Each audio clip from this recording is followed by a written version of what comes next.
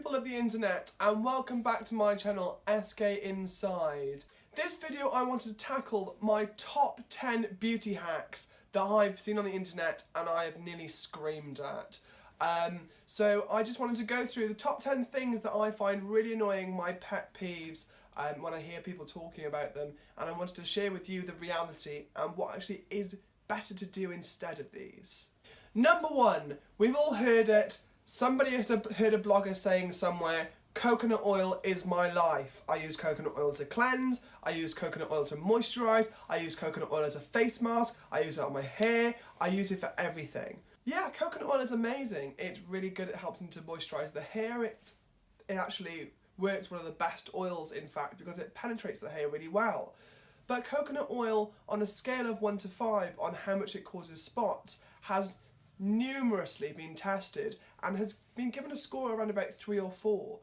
By comparison, something like squalane, which is derived from olive oil, actually has a score around about 1 or 2. So coconut oil actually can cause spots very easily. It tends to clog over the skin. And now, if your skin is normal or dry, you should have no problems using coconut oil. It helps to moisturise and it will help to protect the skin and reduce the amount of water leaving your skin. Do not use it as a moisturiser, use a moisturiser. You need to hydrate your skin as well as moisturise, and coconut oil doesn't help to hydrate, it just leaves that oily layer on top of the skin which keeps moisture in. Number 2, let's talk about the expiry date, or as it's usually referred to, the period after opening.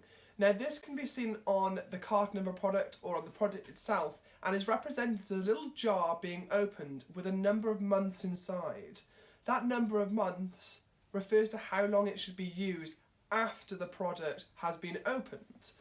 Now please don't use your product much longer than this date. For things like mascara, they have a 6-month date on them because that's how long they should be used for. Any longer and the preservatives become ineffective and can lead to things like eye infections, and could also upset the balance of the bacteria on your skin. Number 3, this one really gets to me. Silicones clog pores. No! Saying silicones clog pores is like saying coconut oil clogs pores. It does, but silicones in comparison have a score of 2 on that scale out of 5. Depending again on which silicones you're talking about. Silicones is a huge group of ingredients and are used primarily in hair care ingredients, but are also used in skincare. Things like cyclometicone, which actually evaporate from the skin, do not clog the skin because, just like alcohol, they're not remaining on the skin, they're evaporating. Things like dimethicone or other types of silicones, yes, they may provide that sort of effect, but they're certainly not going to clog your skin. Number 4, another piece of information I've heard floating around the internet is to not use any oils. Now, this one's not as untrue as others. For some people this may be quite true. I tend to find that minimising the amount of oils on my skin works very well. That's because my skin is prone to acne breakouts and is a little bit on the oilier side. So I still use silicones and oils, but I don't overuse them. I think it's about finding the best balance for you. Using no oil at all is going to leave your skin dry, and you'll tend to find that your skin may produce more sebum than it needs, in which case you're going to look oily or shiny, which is not what you're looking for. So whenever you cleanse your face, whenever you remove the oils, moisturise your skin, make sure it's hydrated and make sure it's healthy. Number 5, possibly my most hated skincare product of all time, makeup wipes. They are not suitable to just use makeup wipes and then leave your skin alone afterwards.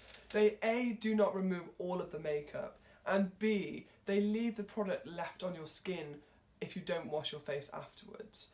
Makeup wipes actually use the same kind of ingredients that facial cleansers use. They're called surfactants, and they're a group of ingredients. Now usually when you use a facial cleanser, you rinse your skin after you've cleansed your face to remove the excess product. With face wipes or makeup wipes, you don't. You leave the product there, and these surfactants actually can cause irritation on the skin, and they replace the actual membrane proteins on the cells of the skin, and they allow materials to penetrate deeper. So that's good for things like vitamin C or for hyaluronic acid, but for things like preservatives or fragrance or irritants, this is not as good, and you don't want these ingredients penetrating. If you're going to use makeup wipes, great, but cleanse your face afterwards, and if you can, avoid them. Try using a cleansing balm instead. Number 6. This myth is not as common as much nowadays, but I have had still a number of people advising me to use soap to cleanse my face. This is possibly the worst thing you could be using on your face, let alone your body. pH of soap is approximately between 10 and 11, which is extremely alkali.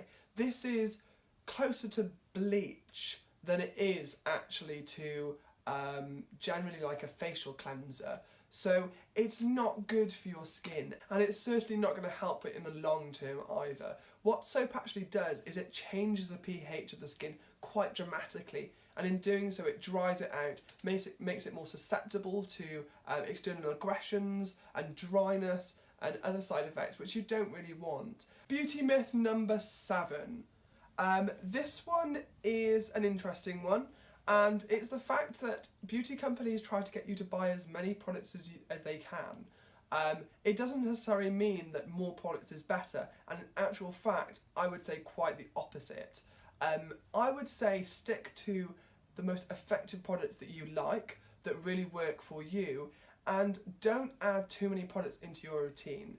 As I said previously about things like preservatives and fragrance and other allergens and irritants entering the skin, it's the same with this concept. The more products you use, the more preservatives you're exposing your skin to, the more fragrance you're exposing your skin to, and reactions are actually caused by the skin almost hitting its limit of how much it can take of a certain ingredient. So if you have been using 7 products containing methylparaben, for example, you may develop a reaction to methylparaben. This is very, very uncommon, and you tend to find it more happening with things like sodium benzoate or potassium sorbate, or even things like phenoxyethanol. You tend to get people reacting to them because they've exposed their skin to too much of that ingredient. And this is the same for preservatives, for irritants, for fragrances, anything. Number 8. I've heard a lot of people saying that strong foaming cleansers are the best ones to use, particularly for oily or acne-prone skin types. While this is on the one hand kind of true, and it's good to remove excess sebum so that the skin is not clogged up and too oily, it's also not great for the skin because it removes all the excess oil. I would advise, if you're going to be using something like a foaming cleanser, use a much gentler version. Look out for things like betaine or cocamidopropyl betaine. This surfactant is one that's used to reduce the irritancy of others. So you can usually see that if that material is in your formulation, it's probably going to be a little bit less irritating on the skin. There are other surfactants out there now which are a little bit less irritating as well. But generally, the most commonly used surfactants are SLES and cocamidopropyl betaine, and those two together work quite well. Please do avoid things like SLS, which is sodium lauryl sulfate, and that is particularly irritating. Number 9. This is something I've been trying to battle with for the past 4 or 5 years, trying to find a nose pore strip that actually works, and the reality is none of them do. I have tried numerous different brands, I've tried loads of different beauty hacks, even the PVA glue one. The videos that you see all over Facebook of people removing these full of loads of blackheads is just a myth. It's not reality, and these products don't really work that effectively. In 3 years of studying skincare, I am yet to find something that is really, really that effective at blackheads.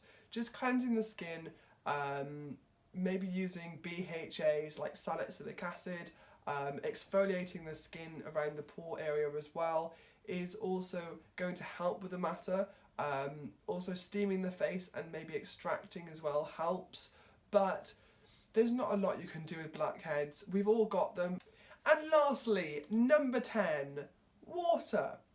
While water is an extremely important part of our lives, we need it to survive. All of our cells in our body have a huge amount. We are, I believe, over 70 or 80% water. I don't remember the statistic off the top of my head now, but it's a very fundamental chemical in our body. It is not the be end and end all of your skin. Drinking 5 litres of water in one day is not going to make your skin better. Ensuring you are hydrated throughout the day is definitely important. But making sure that you're drinking 2 or 3 litres of water a day is not necessarily going to make your skin better. As long as you are hydrated and you're not dehydrated, you should be fine. There is no need to drink huge, copious amounts of water because it does not flush your skin. To remove toxins from your body naturally does that through things like the liver and the kidneys. It does not need huge amounts of water to help do that. As long as you are providing your body with enough water, it's going to remove those toxins in the water that's already in your body anyway. Thank you guys for watching this video. I hope you enjoyed it and maybe learned something new. I'd like to do more of these videos, so please let me know if there's anything you'd like me to cover or anything to go over. Don't forget to subscribe and give it a thumbs up. Please leave any comments, suggestions or advice down below and I will get back to you, and I'll see you guys soon. Bye!